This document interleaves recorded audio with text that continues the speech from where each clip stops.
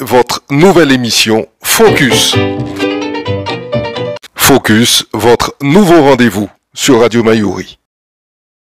Bienvenue dans Focus sur Radio Mayuri. Notre invité aujourd'hui est Phil Labonté, animateur de radio, de télévision et également passionné d'audiovisuel, de vidéo. Bonjour Phil. Bonjour, et je rajouterai chargé d'édition numérique, donc je travaille sur tout ce qui est réseaux sociaux, internet, pour la chaîne publique. Très bien, on peut dire Guyane la première. Alors, la raison pour laquelle nous avons souhaité vous inviter, c'est que nous avons découvert il y a quelques mois sur les réseaux sociaux que votre petite fille était atteinte d'un cancer. Pourquoi vous avez souhaité en parler? Pourquoi vous avez souhaité publier cette information sur les réseaux sociaux? Alors, tout d'abord, c'est vrai que c'est pas dans mes habitudes de publier, de communiquer sur surtout la maladie. Mais là, en fait, j'étais pris au dépourvu et il fallait réagir rapidement. Et avec moi, j'ai des amis qui m'ont proposé de mettre en ligne une cagnotte et donc qui m'ont demandé de publier une vidéo, ce que j'ai pas fait tout de suite parce que c'est vrai que j'aime pas trop mettre les affaires de santé, surtout de ma fille, comme ça sur les réseaux. Mais en fait, mes amis m'ont convaincu, ils m'ont dit écoute, c'est pas pour toi mais c'est pour ta fille, donc s'il te plaît fais-le. Et c'est vrai qu'à ce moment-là, financièrement parlant, c'était dur parce que partir du jour au lendemain en évacuation sanitaire pour sa fille, accompagner tout ça, c'était très difficile financièrement parce qu'on s'y attendait pas. Donc c'est pour cela qu'on a décidé. J'ai dit on parce que c'est pas moi, c'est une équipe. On a décidé de mettre tout cela sur les réseaux sociaux afin de sensibiliser les Guyanais. Elle a quel âge? Comment vous avez appris le diagnostic? Alors, ma fille a eu 20 ans en avril sur son lit d'hôpital, là-bas à Paris. Donc on était au Kremlin-Bicêtre, le CHU Kremlin-Bicêtre. Comment on a su? En fait, ma fille était déjà malade depuis 2021. On a été avec elle à Kourou, à Cayenne. Au début, on lui a diagnostiqué une forme de lupus, suivie de la maladie de Gougerot-Sjogren. C'est une maladie qui touche un peu les visages, enfin tout. Mais on lui a donné un traitement à Cayenne et à Kourou, mais on a vu que son état s'empirait de jour en jour, on dirait même chaque mois. Et on a décidé de revenir à l'hôpital de Cayenne au service pneumologie. Et c'est là qu'ils ont découvert une autre maladie qu'on ne nous a pas qualifiée. Ils nous ont dit juste qu'elle était gravement malade. Mais ils n'osaient pas peut-être nous dire de quoi elle était malade. Donc du jour au lendemain, on s'est retrouvé à Paris, au service pneumologie du professeur Humbert, au Kremlin-Bicêtre, et c'est là qu'il nous annonce que ma fille est atteinte d'une hypertension artérielle pulmonaire, donc qui touche le cœur, les poumons et les vaisseaux sanguins, donc ce qui a créé un début de cancer. Donc c'était très grave, mais Dieu merci, elle s'en sort, elle a bien réagi au traitement. La décision de l'accompagner à Paris, est-ce qu'elle était spontanée? Oui, oui, je peux répondre que oui. Elle était spontanée parce que je me dis que je suis son papa. Et quoi de plus normal que d'accompagner sa fille, quel que soit l'enfant que j'aurais pu... en fait, quel que soit... Puisque j'ai quand même 8 enfants, donc quel que soit l'enfant qui était atteint d'une maladie, moi je me faisais un devoir vraiment d'accompagner mon enfant, et donc je l'ai accompagné sans réfléchir à mon travail, sans réfléchir aux moyens financiers, sans réfléchir à tout ça. Je suis parti, je l'ai accompagné, et je me suis dit au début, je l'accompagne jusqu'au bout. S'il faut que je reste 1 an ou 2, je resterai 1 an ou 2 pour le traitement. On n'a pas beaucoup vu la maman, elle était dans l'ombre. C'est vrai qu'on n'a pas parlé beaucoup parce qu'elle n'aime pas trop être mise en avant, mais en tout cas elle était là, sa maman était là, la maman nous a accompagnés aussi. Je pense que dans le processus de guérison, la maman est aussi importante, voire même plus importante que le papa. C'est vrai qu'elle était là depuis le début jusqu'à la fin aussi. J'ai vu ses pleurs, j'ai vu ses tristesses, j'ai vu des moments où on était très très mal. Parce que voir son enfant souffrir et qu'on ne puisse rien faire, ben, ça fait mal aussi. Donc oui, elle était là, elle était bel et bien présente jusqu'au bout aussi. Vous êtes resté à Paris pendant toute la phase d'hospitalisation? Oui, nous sommes restés avec elle jusqu'au bout. Depuis le début, on n'est jamais parti, on n'est jamais revenu ici. Parce qu'on s'est dit que c'est notre fille, donc on se doit d'être là, auprès d'elle. Parce que je ne me voyais pas en fait partir et laisser ma fille dans un hôpital en train de souffrir. Et que moi je vienne ici, que la vie est belle quoi. Non, pas du tout. Moi je voulais rester pour ressentir ce que ma fille ressent aussi. Et je peux vous dire qu'en tant que papa, c'est une épreuve assez, voire même très très difficile à vivre. Parce qu'à un moment on ne peut rien faire lorsqu'on voit sa fille souffrir.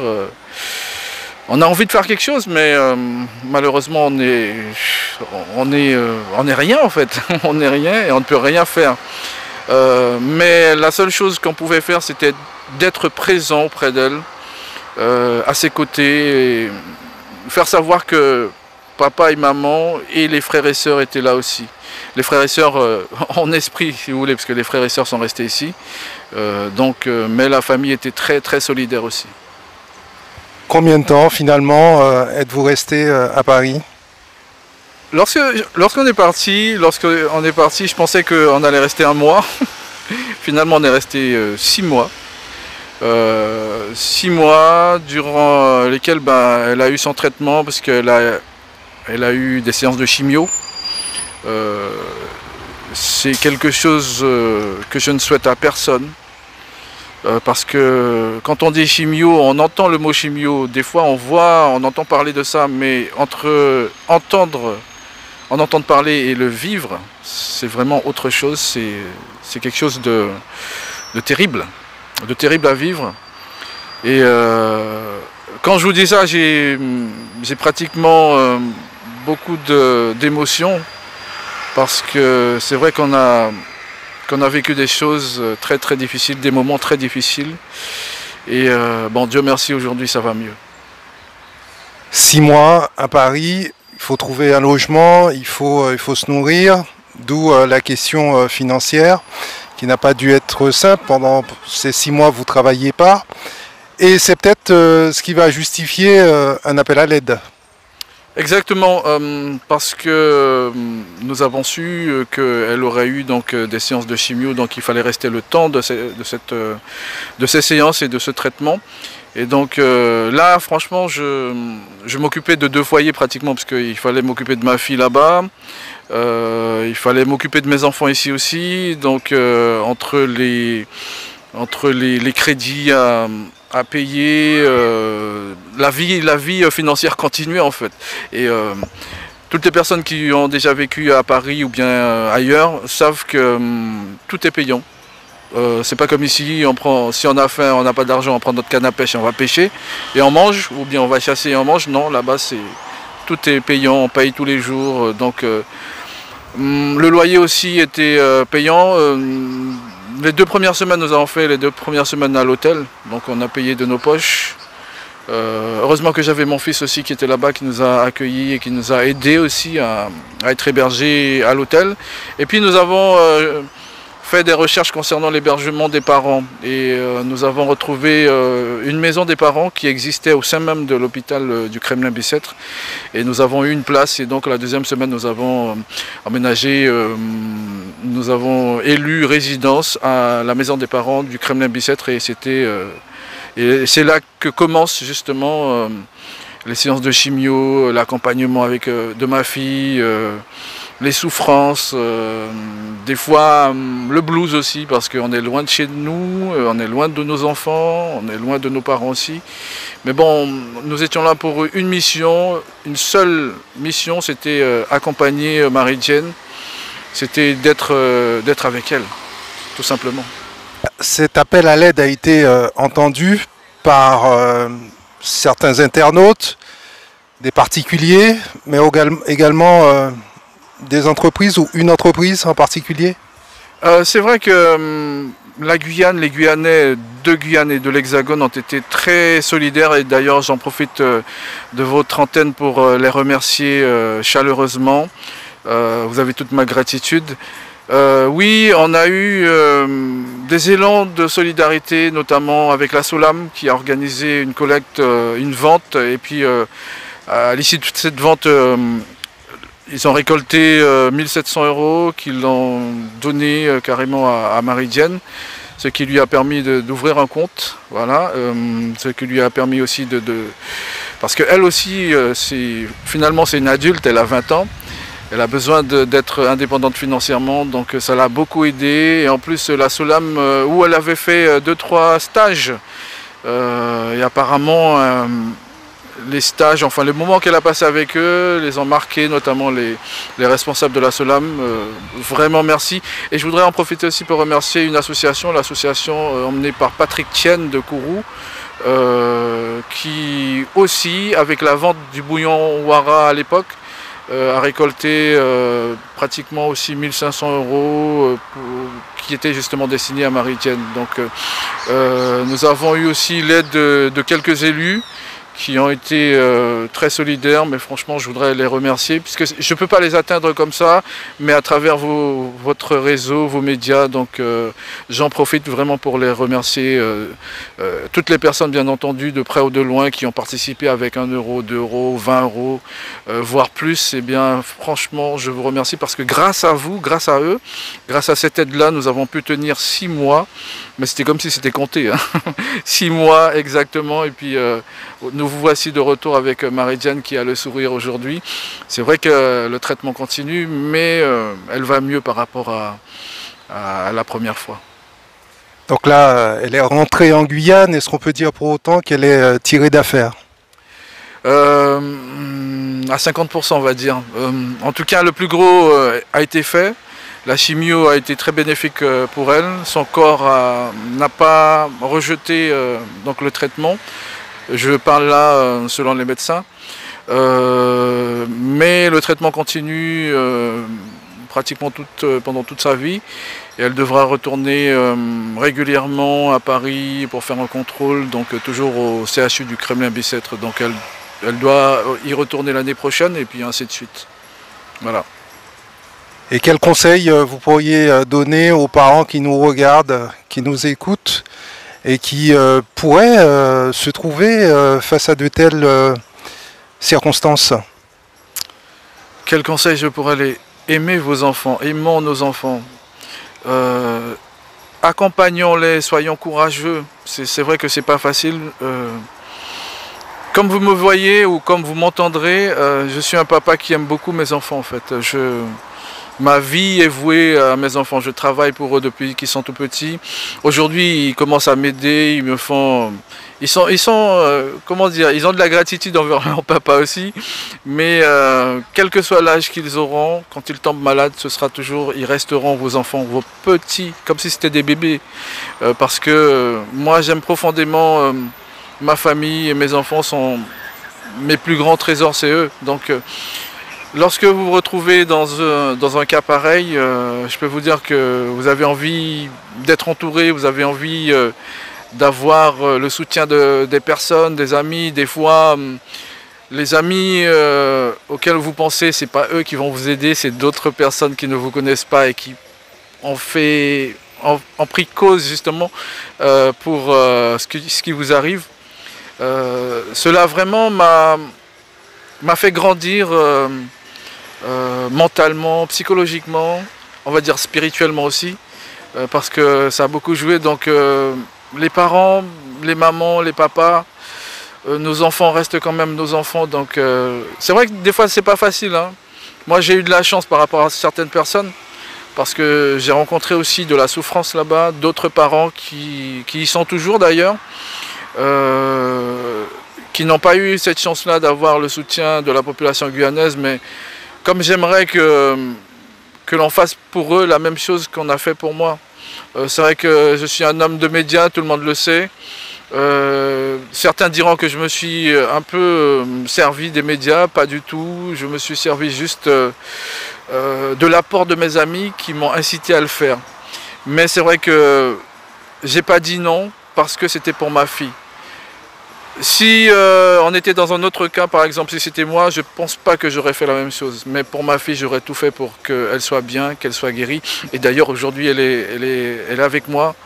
Elle est de retour en Guyane avec un sourire qui est très beau à voir. Donc voilà, les parents, on reste des papas. Aimons nos enfants, mais franchement, aimons nos enfants jusqu'au bout. Ne les laissons pas tomber. Alors quand vous parlez, Phil Labonté, de souffrances auxquelles vous avez été confronté, sans trop s'étaler là-dessus, mais est-ce qu'on peut avoir quelques exemples peut-être, hein? L'exemple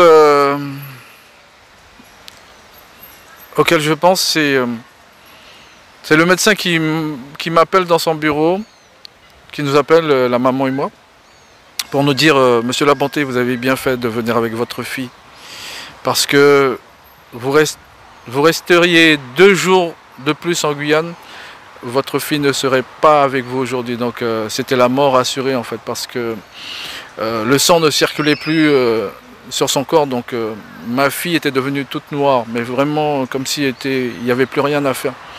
Donc moi ça m'a retenu, ça a retenu mon attention, ça m'a marqué. Et ce jour-là j'ai versé des larmes parce que je lui dis... quand finalement elle revient de loin, finalement elle revient de très très loin.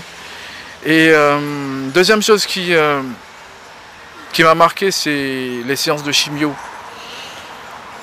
Lorsque vous voyez votre fille souffrir devant vous, avec des vomissements, mal au ventre, les articulations qui font mal, la tête qui chauffe, ce qui fait que les cheveux sont tombés.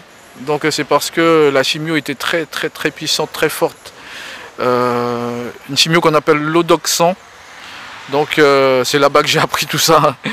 Un Doxan qui est un liquide genre jaune-rouge. Pour les personnes qui connaissent, ils sauront que c'est fort, c'est très puissant. Donc voir ma fille souffrir et que je ne puisse rien faire, juste... des fois la serrer dans mes bras et de la consoler, d'essayer de lui dire que tout ira bien en fait. Mais c'est vrai que ça fait mal. Et ça m'a retenu, ça a retenu mon attention. Le fait que vous aviez fait le déplacement jusqu'en France, que vous soyez resté à ses côtés, est-ce que vous pensez que ça a pu jouer et que cela l'a aidé finalement à guérir, en tout cas à accélérer sa guérison? Je pense que ça fait partie du processus de guérison. Parce que ne pas avoir quelqu'un à côté de soi, ne pas avoir un parent à côté de soi, c'est très difficile. Parce que des fois on se laisse mourir, on est triste. Donc psychologiquement ça joue beaucoup, je pense. Ça joue pour beaucoup. Donc la présence avec elle, des fois on riait, même dans sa maladie, on continue à rire, on continue à s'activer mais gentiment entre papa et fille. Et je pense que ça l'a beaucoup aidé justement.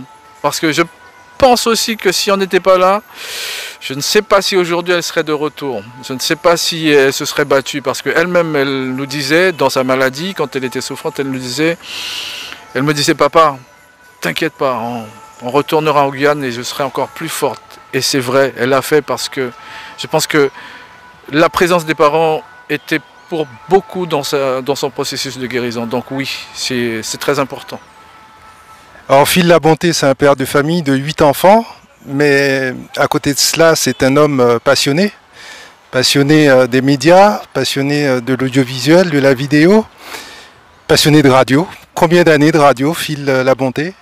Combien d'années de radio? Moi, je pense au moins 20 ans, non 18 ans, quelque chose comme ça. Après, j'ai Après, je me suis spécialisé dans la caméra, dans la réalisation. Ce que je fais aujourd'hui, donc je réalise des films documentaires, je réalise des portraits, des reportages. Je fais de tout avec une caméra, donc je me suis spécialisé dans ça depuis quelques années. Et aujourd'hui, je suis chargé d'édition numérique, donc tout ce qui concerne les réseaux sociaux, Internet, l'Internet de Guyane la Première. Et puis voilà, je fais plusieurs choses. Hein. Je me suis un peu spécialisé aussi dans l'image aérienne. Les images aériennes avec les drones, donc je suis droniste aussi. Et puis voilà, je continue à travailler, je continue à faire mes vidéos, je continue à rencontrer des gens, puisque c'est ce que j'aime, on peut se rencontrer des gens. Je continue à apprendre, parce qu'on en apprend tous les jours. Parlez-nous de vos débuts à la radio. Oh, je débute en 94. En 94, c'était Radio Pagani, une radio qui n'existe plus aujourd'hui. Radio Pagani, une radio associative qui se trouvait à Makouria. Donc c'est là que j'ai commencé, sous l'égide à l'époque de Fortuné Mécène, qui était le président de l'association Radio Pagani. Et c'est lui qui, dans un casting, m'a repéré apparemment. Et puis depuis ce jour-là, j'ai gravi les échelons. Après, j'ai été appelé à Radio Guyane à l'époque, RFO. Et depuis, je suis là, j'ai fait de la radio, c'est vrai, j'ai fait de la télé aussi. Et aujourd'hui, je fais du numérique. Donc, j'ai vraiment touché à tout. J'ai même travaillé en rédaction avec, à l'époque, la rédactrice en chef qui est, vous la connaissez en plus, Nadine Félix. Donc, j'ai travaillé avec elle en tant qu'assistant à la rédaction. Voilà. Donc au fil des années, vous cherchez à donner la meilleure version de vous-même en vous adaptant dans un secteur, un métier qui ne cesse d'évoluer. Effectivement, si vous ne suivez pas, vous êtes lâché. Hein. C'est un métier qui évolue tout le temps. Vous croyez que vous êtes arrivé à quelque chose, mais il y a quelque chose d'autre qui se passe. C'est vrai que je me suis adapté et on se doit de s'adapter avec aujourd'hui. Ce qui m'étonne, c'est que les jeunes sont pratiquement plus, comment on va dire, ils sont loin devant nous les jeunes en fait, parce qu'ils sont vraiment, c'est une génération internet, c'est une génération réseaux sociaux, c'est une génération de geeks, donc ils savent beaucoup de choses, ils vont chercher l'information directement là où est la source. Par exemple, Mayuri Campus, s'ils veulent voir une de vos émissions, ils iront directement. Donc aujourd'hui, les jeunes sont très évolués concernant les réseaux sociaux et l'audiovisuel en général, mais niveau numérique. Donc oui, je m'adapte. Oui, j'apprends, oui, j'évolue. D'ailleurs, il faut évoluer dans ce qu'on fait. Et on essaie de ne pas se faire lâcher comme dans un peloton. En fait, être dans une course, par exemple le Tour de Guyane, on ne lâche pas le peloton. Je suis comme ça aujourd'hui. Je suis dans le peloton et je ne lâche pas le peloton. Tonton Jo, on a fêté samedi dernier ses 10 ans depuis sa disparition. Et Tonton Jo, que vous avez bien connu pour avoir collaboré avec lui pendant de longues années. Si vous deviez résumer, si toutefois c'était un exercice facile, qu'est-ce que vous pourriez dire sur cet ancien collaborateur et cet ancien passionné de musique, de radio qui était, ou que fut, Tonton Jo? Culture. C'est un homme de culture, c'est un homme qui aimait rencontrer les gens. D'ailleurs, c'est grâce à lui que j'ai eu cette passion-là aussi. Bon, grâce à lui, oui, mais il y a eu Jean-Claude Otinoué à l'époque de Radio Guyane, RFO, qui m'a mis dans le bain, parce qu'il m'avait repéré. Et il avait un plan bien précis dans sa tête, un projet bien précis, me concernant en tout cas. À l'époque, il voulait mettre les langues régionales en place, donc ce qu'il a réussi à faire. C'est comme ça que je suis rentré en radio en tant que chroniqueur au début, après j'ai été animateur. Et Tonton Jo, la rencontre, c'est la rencontre, je pense, de ma vie. Parce qu'avec lui, j'ai appris beaucoup de choses sur la culture, sur le créole, sur les gens, comment faire une émission, comment aller rencontrer les gens, comment amadouer les grandes personnes, comment rentrer en conversation avec eux. Oui, parce que vous avez eu à faire une émission sur les Gangans. Exactement, justement c'est suite à ma rencontre avec Tonton Jo, Parce que, en anecdote, tiens, à chaque fois qu'on partait en commune, tonton Jo me présentait aux anciens comme étant son héritier. C'était, oh là, pour moi c'était quelque chose. J'ai dit héritier, tonton Jo, mais non, mais non. Il me dit, mais oui, mon petit frère, parce qu'il m'appelait comme ça, mais oui, mon petit frère, à tout qui prend mon place. Et il disait souvent, à pas parce que un bateau coulé, qui ne peut pas naviguer, donc il parlait de lui en fait. Et il tenait absolument à ce que les personnes qu'il connaissait me connaissent aussi à leur tour et qu'ils me prennent sous ses ailes. J'étais sous les ailes de tonton Jo parce qu'avec lui j'ai... C'était votre mentor? C'était mon mentor, effectivement. C'est grâce à lui que je suis devenu ce que je suis. C'est grâce à lui si je suis connu dans les communes avec les anciens. C'est justement le titre de l'émission que j'ai créée. C'est avec lui qu'on a cherché le nom. Hein. Palom ou nos pays. C'était avec lui, on dit qu'est-ce qu'on pourrait trouver comme nom d'émission pour illustrer tout ça. On était là, Palom ou nos pays. Alors aujourd'hui, vous êtes loin de l'antenne, loin des micros. Comment vivez-vous cette absence? Au début, c'est que le micro, c'est comme de la drogue. Michel, tu me le confirmeras.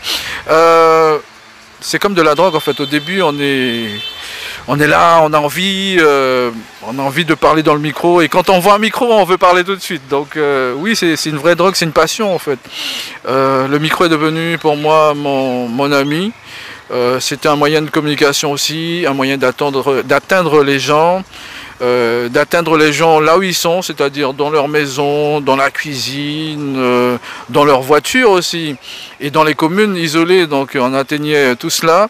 Et le micro, l'animation, c'est ça pour moi. C'était difficile aussi de faire autre chose après, mais bon, je m'y suis habitué. Mais de temps en temps, quand je passe devant le studio, je me permets de rentrer pour aller juste discuter rapidement, mais c'était juste pour avoir le micro en fait. Nous arrivons quasiment au terme de cet entretien très intéressant. Quels sont vos projets, fil la bonté?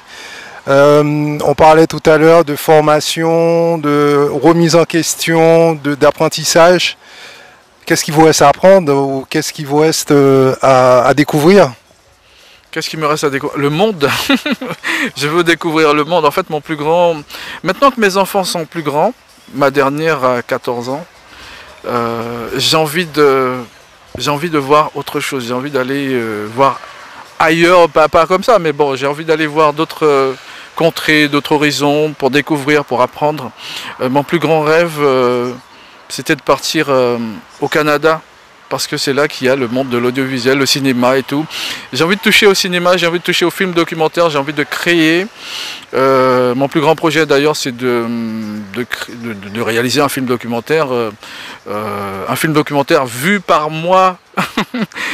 Pourquoi je dis ça? Parce que souvent, c'est d'autres personnes qui viennent de l'extérieur, qui viennent faire des reportages sur nous, et qui... c'est un reportage avec les yeux de la personne extérieure. Moi, j'aimerais bien que ça soit quelqu'un de chez nous. Quand je vois des films documentaires de chez nous, ça me fait plaisir, extrêmement plaisir. Et je me dis que moi aussi, un jour, je ferai mon film documentaire, je vais réaliser ce film-là. Et c'est un projet qui me tient à cœur, un projet à long terme, mais qu'il faudrait que je fasse, mais qu'il faut que je fasse de toutes les façons. Et je pense que c'est pas fini, hein, c'est pas fini. Donc je continue à cogiter dans ma tête, à écrire surtout, et à montrer le meilleur de la Guyane, puisque souvent on montre que le côté négatif de la Guyane. Mais moi je voudrais montrer le côté positif, puisqu'il n'y a pas que les orpailleurs, il n'y a pas que les clandestins, il n'y a pas que les immigrés. Non, il y a aussi le jardin botanique, c'est beau. Il y a d'autres choses, il y a les villages, il y a les communes isolées qui ont des choses à nous apprendre aussi. Donc les gens dans les communes et tout ça, c'est quelque chose de formidable. J'aimerais mettre tout ça sur un support, peut-être cinéma, tiens, mais ce sera quelque chose de positif, en tout cas pour la Guyane et pour moi aussi, avant tout. Et puis pour finir, je ne peux m'empêcher d'évoquer le fait que vous incarniez quelque part la diversité guyanaise, puisque aussi, vous êtes aussi guyanais, voire plus guyanais qu'amérindien, mais quand l'occasion se présente, vous ne manquez pas de monter au créneau, puisque vous n'oubliez pas finalement d'où vous venez. Oui, Ce qui fait peut-être votre force. je dis souvent que je viens avant tout de la Guyane. Je suis pro-guyanais, tout le monde le sait que je suis pro-guyanais. Je n'oublie pas que je suis amérindien aussi. Je n'oublie pas que j'ai les 3 cultures, ça veut dire créole, amérindien, bushnégé, et même je vais rajouter la Saint-Lucien aussi. Je rajoute ça parce que j'ai été élevé un peu aussi durant mon adolescence, mon enfance même, avec un parrain Saint-Lucien qui m'a beaucoup appris, notamment le travail, l'acharnement au travail, le sérieux. J'ai eu donc cette éducation-là, créole, sainte-lucienne, créole guyanaise, et puis mon côté amérindien aussi, je n'oublie pas. Donc pour moi c'est une richesse avant tout, c'est une richesse et j'aimerais partager cette richesse-là avec tout le monde. Et je dis aux Guyanais, à qui veut l'entendre, que lorsqu'on dit, ça c'est moi, ça c'est Phil Labonté qui parle, lorsqu'on dit autochtone, moi je considère que nous sommes tous des autochtones. Tous ceux qui sont nés ici, toutes les personnes qui aiment la Guyane et qui investissent en Guyane et qui mangent, qui dorment, qui fait tout pour la Guyane, moi je dis que c'est un autochtone aussi. Beaucoup d'entre mes frères amérindiens vont un peu ne pas être d'accord avec moi peut-être, mais moi c'est ma façon de voir les choses parce que je me dis qu'on est tous dans le même bateau. Et on doit faire de notre multiculturalité, une force. Non pas quelque chose où on va se séparer, où on va être divisé, non. Au contraire, moi j'appelle à l'union en fait. À l'union, quelle que soit la personne, vous êtes en Guyane, vous vivez en Guyane, vous mangez en Guyane, vous êtes Guyanais pour moi. Donc moi je ne fais pas de distinction. Peut-être que d'autres le feront, mais pas moi. Donc quand je vois quelqu'un qui vit en Guyane, je dis que c'est un Guyanais, c'est tout. Et puis le reste, c'est que de la politique. Merci beaucoup Phil Labonté d'avoir accordé cette interview à Radio Mayuri. Merci Radio Mayuri, merci Michel de m'avoir invité. C'est un honneur. C'est un honneur. Retrouvez votre nouvelle émission Focus. 30 minutes pour mieux comprendre l'actualité en Guyane et découvrir les acteurs de notre territoire. Focus, c'est du lundi au vendredi, première diffusion à 8h30, puis rediffusée à 13h10 et 19h10. Focus, votre nouveau rendez-vous sur Radio Mayuri.